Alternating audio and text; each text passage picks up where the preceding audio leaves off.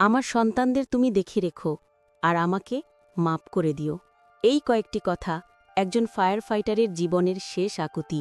জীবনের ঝুঁকি নিয়ে আমাদের রক্ষা করতে গিয়ে মৃত্যুর মুখে দাঁড়িয়ে শেষবারের মতো তিনি কেবল তার সন্তানদের কথা ভেবেছিলেন। সময়টা ছিল গত মঙ্গলবার সন্ধ্যা।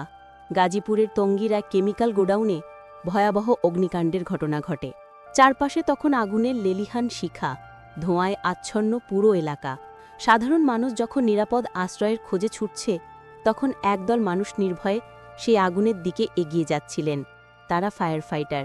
তাদেরই একজন ছিলেন শামীম আহমেদ।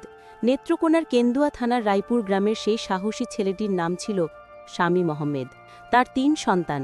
বড় ছেলে নাবিল ১২ বছর, দ্বিতীয় মেয়ে হুমাইরা ৮ বছর, আর ছোট মেয়ে মাত্র ৫ বছরের।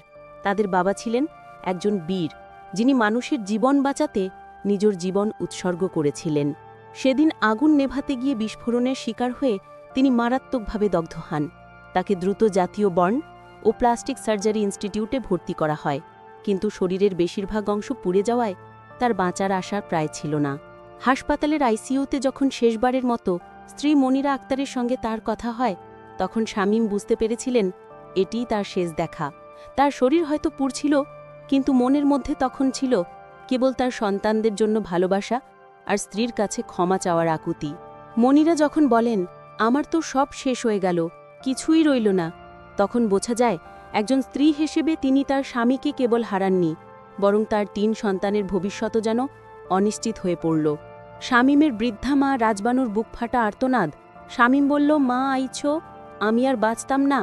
এই কথাগুলো যেন আমাদের বলে দেয় একজন মা তার ছেলেকে হারানোর যন্ত্রণা কতটা তীব্র হতে পারে।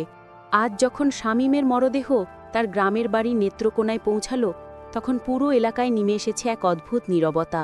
যে গ্রামে তার বেড়ে ওঠা, যেখানে তার সন্তানেরা তার ফেরার অপেক্ষায় ছিল, আজ সেখানে কেবল কান্নার শব্দ। হয়তো তার ছোট মেয়েটি এখনও বুঝতে পারছে না কেন বাবা আর ফিরবেন না।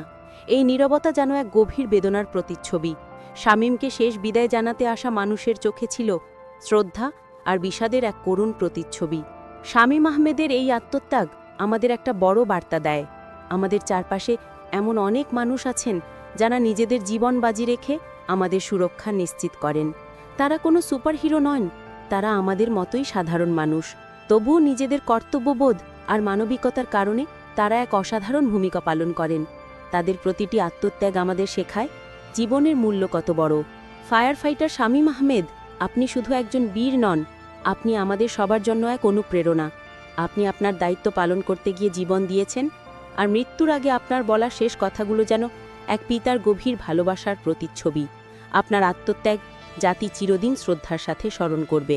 আপনার আত্মার শান্তি কামনা করি।